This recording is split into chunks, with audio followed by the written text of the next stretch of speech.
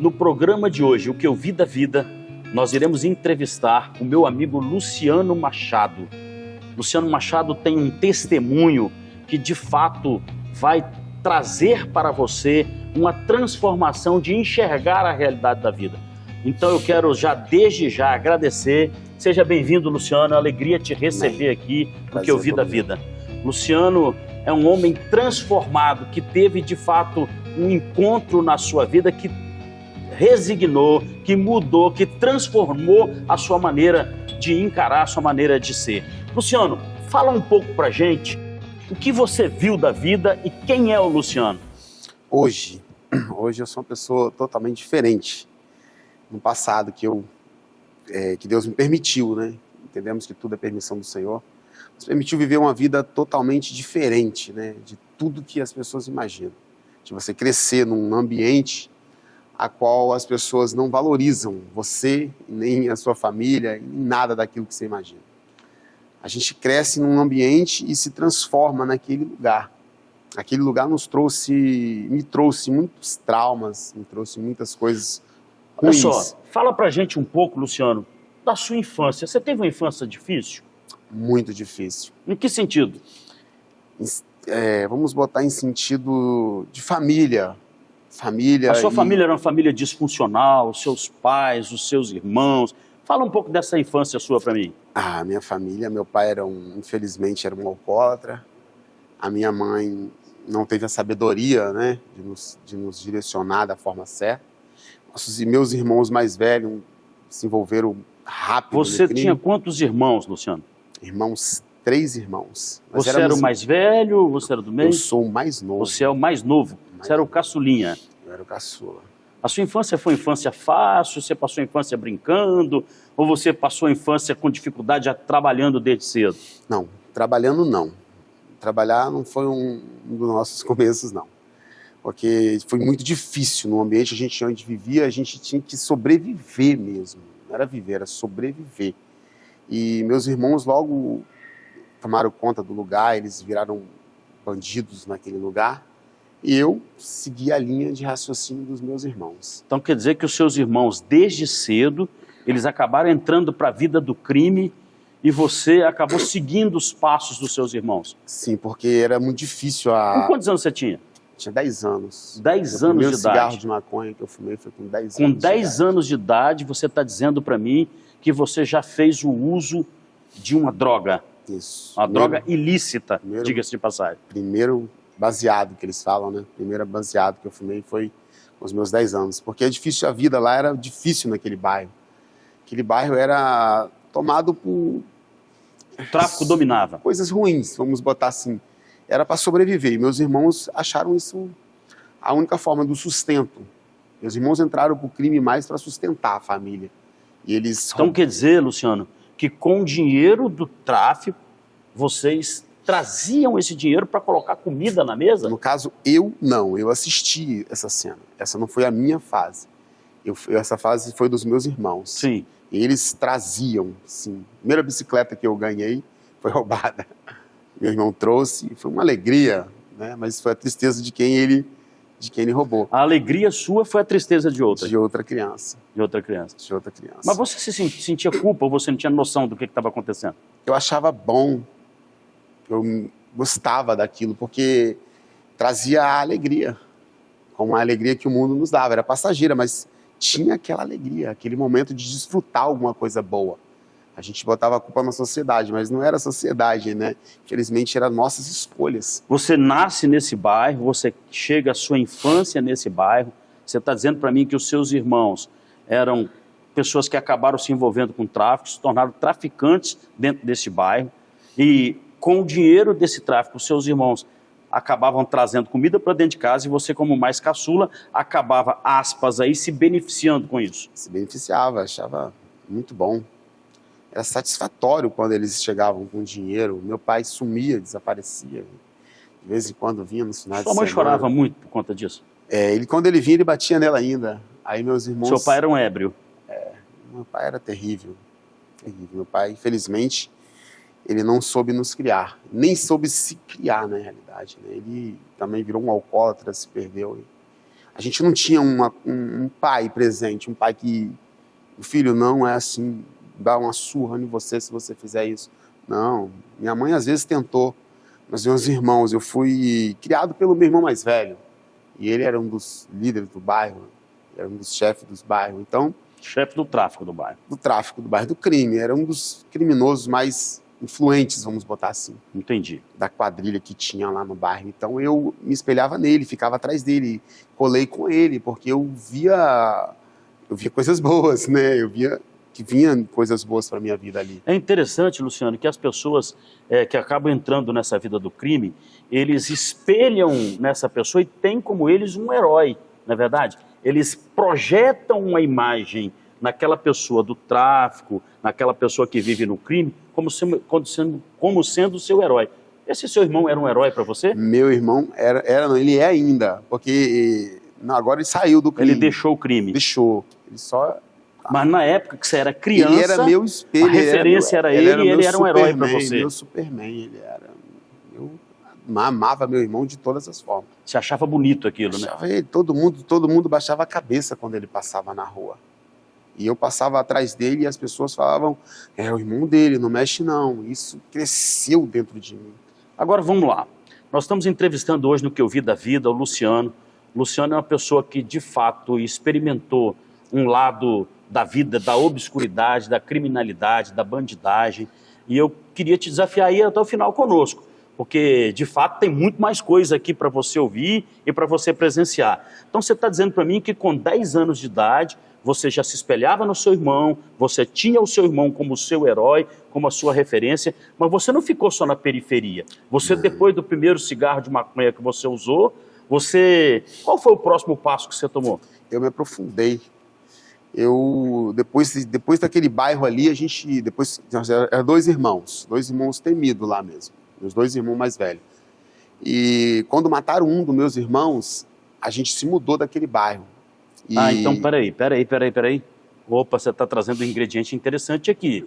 Então você está dizendo para mim que vocês eram 3 irmãos e que você perdeu um irmão assassinado no crime. Perdeu. Você afirmaria para mim de que o fim dessa vida é morte? Com certeza. Com certeza. A cadeia é só uma oportunidade que muitos não aceitam. Então quer dizer que a vida de crime, o final é morte e a cadeia acaba sendo uma oportunidade? Uma oportunidade. Uma oportunidade.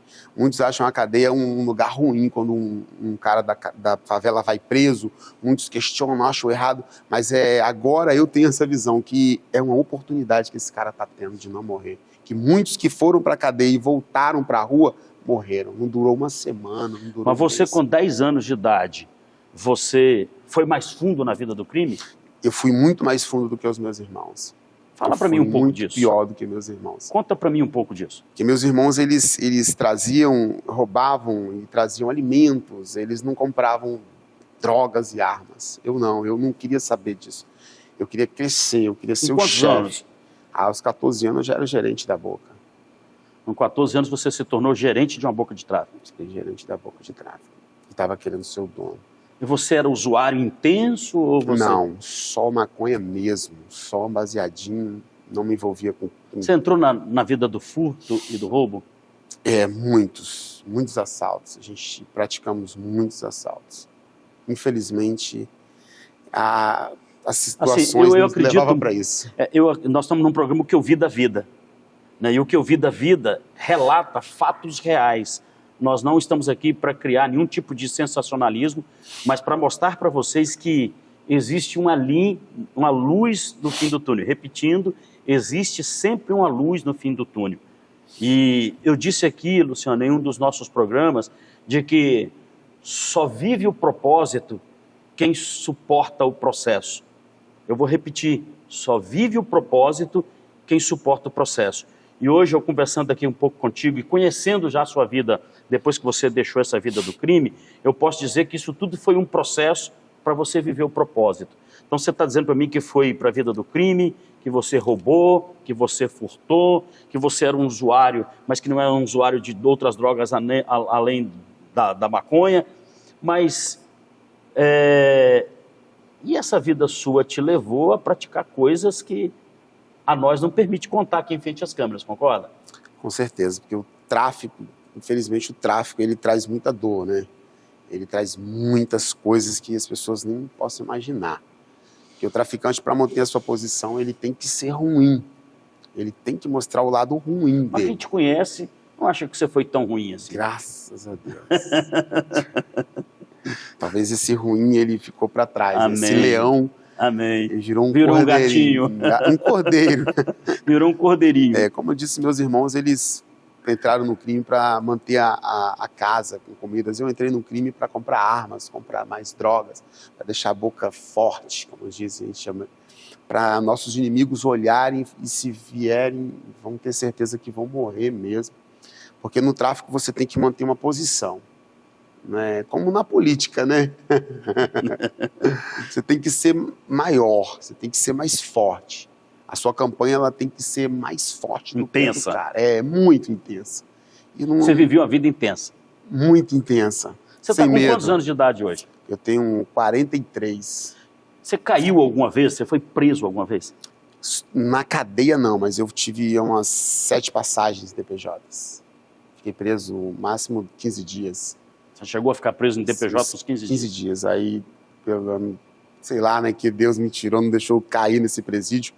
Mas eu não tinha medo do presídio, né? Tinha muitos amigos lá dentro, né? Muitos conhecidos. Deixa eu te fazer uma pergunta que, assim, eu tenho certeza que vai tirar muita curiosidade das pessoas que estão nos acompanhando. Nós estamos no programa Que Eu Vi da Vida. Eu tenho certeza que os nossos telespectadores estão aqui curiosos para saber. Em algum momento, você sentia arrependimento dessas suas ações? Não. Eu não sentia, porque era aquilo que eu achava que era aquilo que era eu, era ele, que ele mesmo. Era eu. Era normal, era uma situação que eu... Você normalizou que era anormal. Desde criança eu estava envolvido, eu cresci naquilo.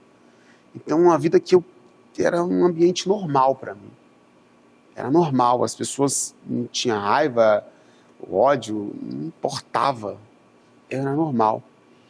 Agora, eu me arrependi muito depois que eu conheci a verdade, né? Isso deixou marcas emocionais em você? No início, sim. Que eu não tinha... Você acha que ainda existem marcas que você precisa ser curado? Sim. Porque foram mais de 30 anos, 40 anos que eu vivi essa vida.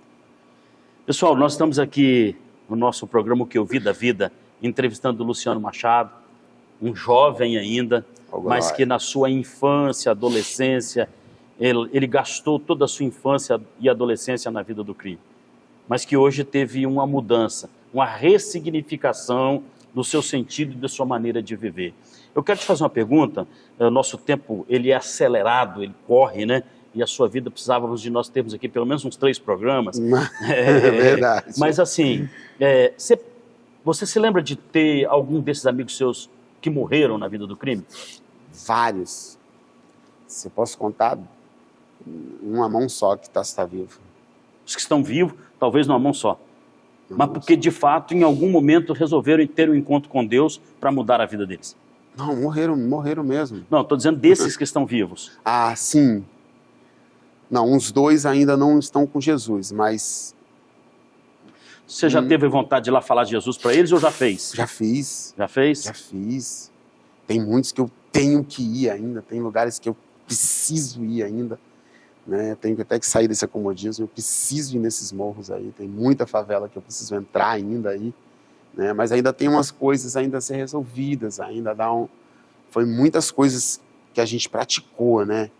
Aí tem receios ainda em lugares de... Tem quanto tempo que você deixou a vida do crime? 10 anos. 10 anos. 10 Não anos. São 10 dias, né? Não. Seu irmão está vivo? O mais velho? O mais velho está vivo. Deixou a vida do crime? Deixou, não é bandido mais, é um trabalhador. Amém. Mas ele aceitou Jesus, caminhou por um tempo, depois se desviou e agora está desviado. Mas não mexe não faz mal a ninguém, só ele mesmo. Pessoal, no segundo bloco, o Luciano vai falar para a gente o que ele viu da vida e como ele ressignificou, como ele deu um upgrade, como ele deu uma mudança de destino na vida dele. Eu queria que você ficasse ligado com a gente aí, nós vamos para o comercial e ao voltar do comercial nós temos os nossos convidados que também vão te fazer pergunta, vão te encostar na parede, vão te fazer pergunta.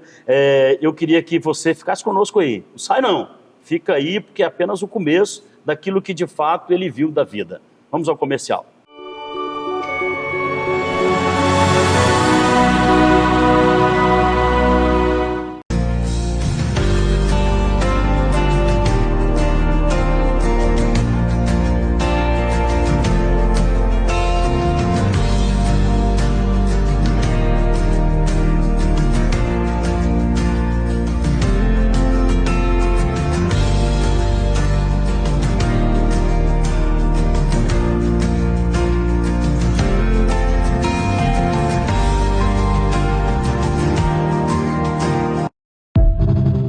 Queridos, a Associação de Pastores de Vila Velha, ela é uma associação sem fins econômicos.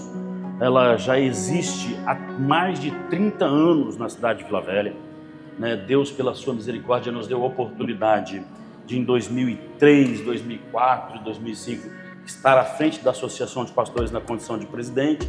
A gente havia entendido que já havia cumprido a nossa missão, mas há um ano e meio atrás, quase 2 anos, nós fomos desafiados a reassumirmos a presidência da associação e aceitamos esse desafio no momento onde, de fato, tem sido um desafio trabalhar unidade em prol do reino em qualquer ambiente.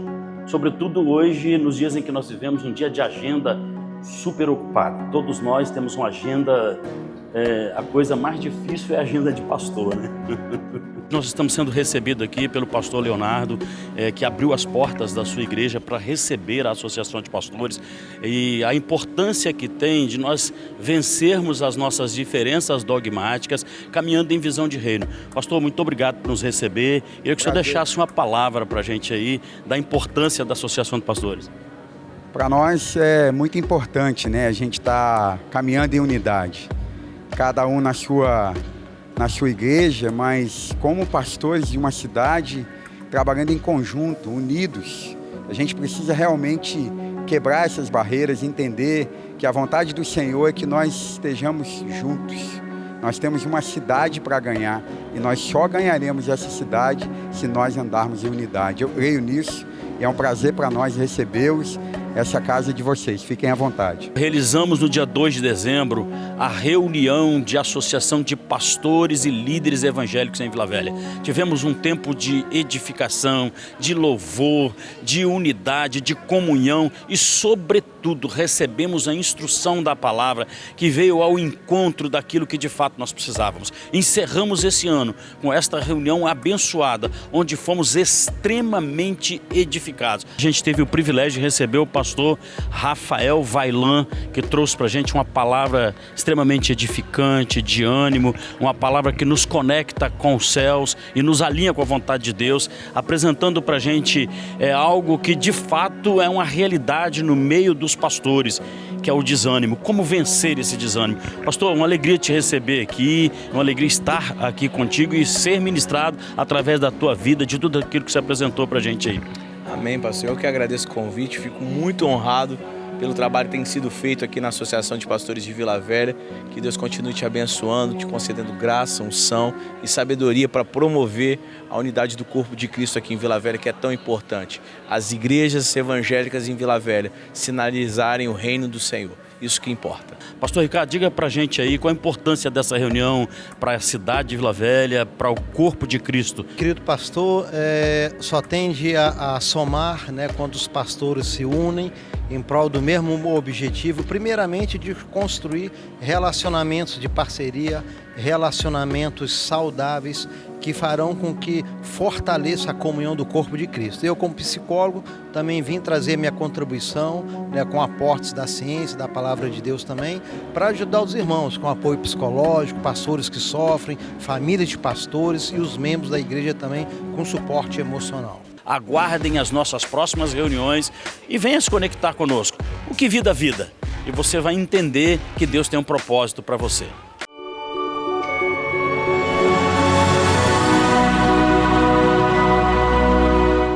Estamos de volta com a entrevista com o meu amigo Luciano Machado Souza. Ele está relatando para a gente aqui o que ele viu da vida, onde ele estava, por onde ele passou, e aonde ele chegou, onde ele está e aonde ele quer chegar. Luciano, o seu testemunho e a sua vida, o que você viu da vida, eu tenho certeza que vai fazer uma diferença em várias pessoas que estão nos assistindo no dia de hoje. Eu queria dizer para vocês que a base, Luciano, para mim, é a família. E pelo que você relatou para a gente nesse bate-papo aqui, a família, ela tem uma influência fora de série. A família, ou ela te impulsiona para o bem, ou ela te impulsiona para o mal. E nós que somos pessoas de fé, tem um texto da palavra de Deus que diz assim, que as más companhias corrompem os bons costumes. Você foi influenciado por alguma má companhia? Sim, infelizmente, nesse meio, não só meus irmãos, mas muitos já estavam nesse caminho e impulsionava a gente, né? Mostrando a gente prazeres, coisas que a gente queria ter e não conseguia, pela pobreza da situação que a gente vivia, né? E as pessoas, eles conseguiam dessa forma, roubando ou no tráfico, e apresentavam para nós essas situações. Tênis, relógio, bicicleta. Essa ostentação parece que é uma coisa que ela traz uma influência, né? Traz. Você comprava muitas coisas para querer ostentar? Só para ostentar mesmo, cordão de prata. Na época a gente gostava muito de cordão de prata, pulseiras de prata. Carro? Moto, Arma. mas era moto. Armas, poxa, eram as que a gente mais gostava, né? Necessitava delas também, né? Agora, deixa eu te fazer uma pergunta na realidade. Em que momento houve um start em você de que essa vida ia te levar à morte? E aonde foi que você encontrou caminho para sair dessa vida que você estava levando? Para mim sair, Deus, creio, eu tenho certeza, Deus, ele fechou tudo para mim, tudo. Eu comecei a perdendo tudo. Os inimigos vieram demais e muitos me abandonaram, porque também eu comecei a usar droga. Eu não só estava só vendendo mais, eu comecei a usar. E o pior erro do traficante é que usa a droga que ele Usuário, né? Ele perde a moral. Ele perde a moral no crime. E não foi só a questão de perder, foi a questão que fomos perdendo o nosso ambiente. Os inimigos, né? Vieram, pastor, e a gente não suportou e a gente acabou perdendo o bairro. Perdemos um bairro, perdemos uma boca, perdeu outra boca. E a guerra continuava e eles vieram muitos. Então chegou um momento da minha vida que eu pedi, eu olhei para o céu e falei, eu não acredito. Você disse que não acreditava em Deus. Não, xinguei ele todinho. Mas por que você disse isso? Que sentimento veio sobre você? Porque Você se sentia abandonado por Deus? Ou você não acreditava em Deus? Eu não acreditava. E as pessoas falavam, não para mim diretamente. Eles não subiam uma favela onde a gente estava. Difícil um crente pregar a palavra para mim. Não, nem lembro. Só foi uma pessoa que pregou a palavra que eu vi de verdade para mim. Segura um pouquinho. Não vou falar não. Mas os não vai dar cereja do bolo ainda não. Os crentes não chegavam. Os crentes não subiam o morro. Porque a gente era terrível. Eu não queria ouvir. Eu apontava a arma, mandava correr logo, e o crente saía correndo e pronto. Porque os crentes não sei, talvez Deus segurava eles para não chegar até mim, talvez não era o meu momento de reconhecer, né? Você acha que a fé e a Bíblia tem poder de mudar um homem? Com certeza. Como eu disse para o senhor, pastor, eu olhei para o céu e falei, cheio de drogas, cheio de armas, 2 bairros que eu já não podia entrar, polícia, traficante, tudo atrás de nós. Eu olhei para o céu e falei, você existe? Você é um mentiroso. E falei muito de nome feio para ele naquela noite. Aquela madrugada eu passei xingando e usando droga. E xingando o nosso Deus. Eu falei, se você existe mesmo, eu duvido que você muda a minha história. Eu duvido de você. Segura só um instantinho. Nós estamos no programa de hoje, o Que Vida Vida, entrevistando o Luciano, uma pessoa que de fato teve uma mudança de comportamento, uma mudança de estação na sua vida, porque teve um encontro com Deus. Mas nós temos alguns convidados aqui, Luciano, que vieram participar conosco e que estão curiosos para saber mais alguma coisa da sua vida. Então nós vamos aos nossos convidados, a quem eu já agradeço por estar conosco e que vão fazer algumas perguntas para você. Vamos ao nosso primeiro convidado, ou convidada. Luciano, diante de tudo que você já falou aqui para nós até agora, o que você viu da sua vida, como você se sente em relação ao seu passado agora? Meu passado, eu sinto muita tristeza. Eu sinto muita tristeza dentro de mim. De coisas que eu vivi, que me machucava demais. Em momentos que eu passei, momentos de fome, momentos de dor, momentos de muitas coisas que eu tive que fazer, até mesmo com pessoas, para chegar aqui onde eu estou. Sei que eu não mereço estar aqui. Eu sei que eu não mereço nem estar vivo, pastor. Nem estar vivo eu não mereço, pelo passado que eu vivi. Porque era um passado muito ruim, muito triste. De fazer mãe chorar é uma coisa terrível demais. Então o meu passado me traz muita dor. Muita dor. Ok, vamos ao nosso segundo convidado, que também vai fazer uma pergunta ao Luciano. Luciano, nós já ouvimos, eu pessoalmente já vi, eu creio que todos aqui já ouviram, vários programas de televisão, de documentários, em que pessoas que estavam nessa situação não permitiam de forma nenhuma que seus filhos, seus parentes, esposa, etc., participassem disso. Eu creio que isso aí cria um certo drama de consciência. Hoje, como é que você lida com essa situação? Eu passei muita dificuldade com os meus filhos nessa situação aí, né? Que o meu mais velho, ele vivenciou muitas coisas. O meu mais velho, ele me via armado mesmo, ele via a vida que eu vivi. Meu mais velho, eu pensei que eu estava transferindo. Na realidade, eu queria ele do meu lado. Eu queria que meu filho tivesse daquele jeito, do meu lado mesmo. E quando eu saí dessa situação, eu passei um momento difícil demais, porque meu filho entrou no tráfico. Meu filho chegou a entrar no tráfico também. Isso me causou uma dor tão grande. Eu nunca orei tanto, nunca orei para meu filho quando ele estava no tráfico. E ele passou uma fase da vida dele no tráfico. Eu chorava, eu ia atrás dele, eu fui umas vezes atrás dele, mas não adiantava. Porque, sei lá, Deus estava permitindo. E hoje ele está fora do tráfico? Não, graças a Deus. Deixa eu te fazer uma pergunta, olhando ali para a câmera com os nossos telespectadores. Que conselho você daria a um pai hoje que tem um filho vivendo essa situação? Vai atrás dele, abraça ele, mostra para ele aquilo que você nunca mostrou. Faz aquilo que você nunca fez por ele. Porque muitas das vezes, pastor, é a ausência de algum abraço, de alguma palavra, que às vezes a gente toma uma direção errada. Porque o mundo abraça, o traficante, ele te abraça.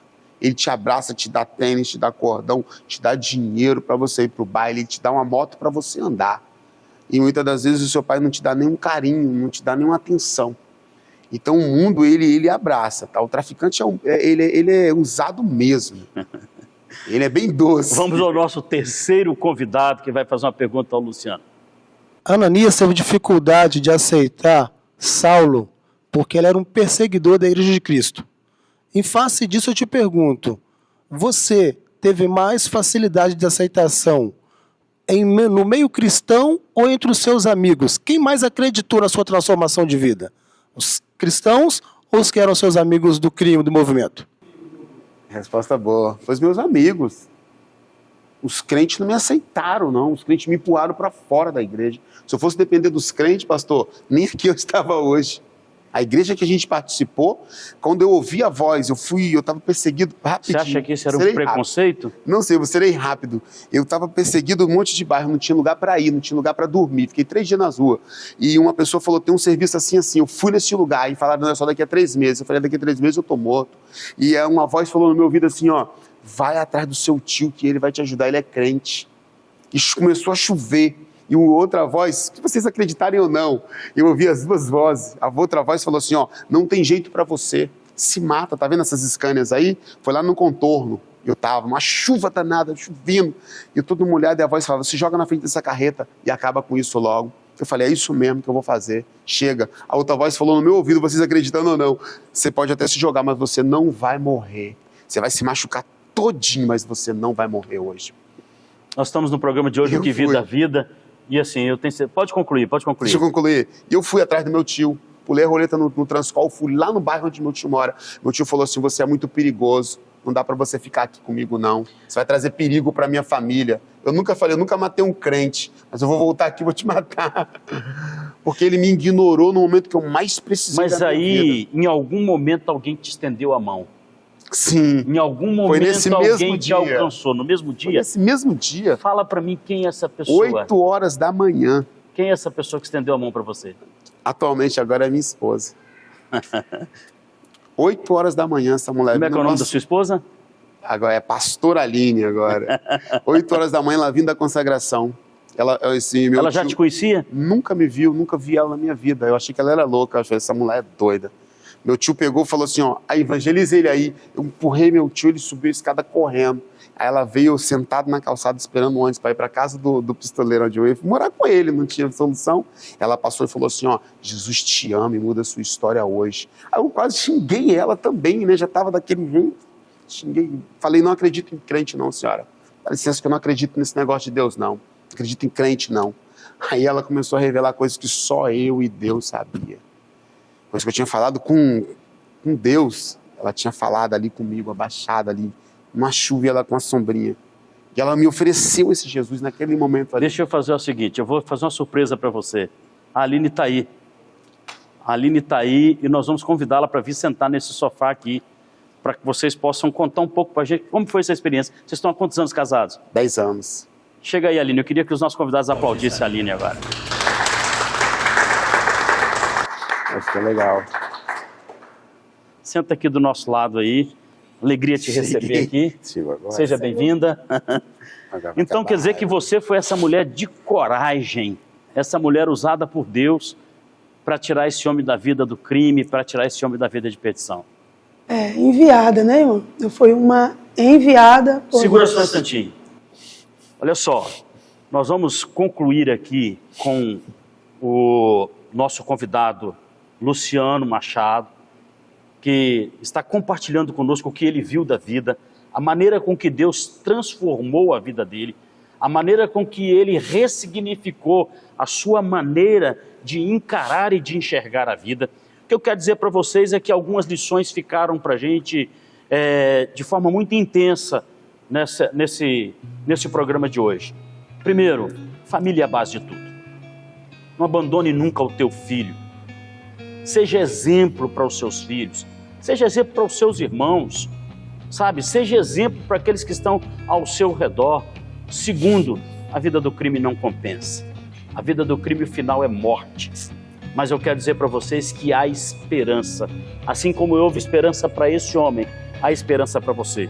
E a Aline vai contar para a gente sim, ela vai contar o que ela viu da vida, de que forma Deus usou a vida dela para retirar esse homem da vida do crime, da criminalidade. São 10 anos que eles estão juntos, 10 anos afastado do crime, 10 anos afastado das drogas, hoje vivendo uma vida plena, hoje vivendo uma vida saudável.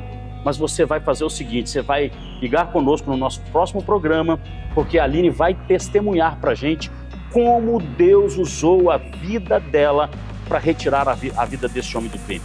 Isso você verá no nosso próximo programa, O Que Vida a Vida. Uma alegria te receber aqui, Luciano. Eu sei que eu vou voltar a gravar com você, que aí voltando a gravar com você, você vai contar para a gente um pouco o que você tem visto da vida depois da sua conversão, depois da sua mudança de estação, depois que você decidiu ressignificar os seus passos. É matéria para um próximo programa. E aos nossos telespectadores, fica ligado conosco no nosso próximo programa. Pastora Aline, ela vai contar para a gente como Deus usou a vida dela para retirar esse homem da vida do crime. Um abraço, que Deus abençoe a vida de cada um de vocês.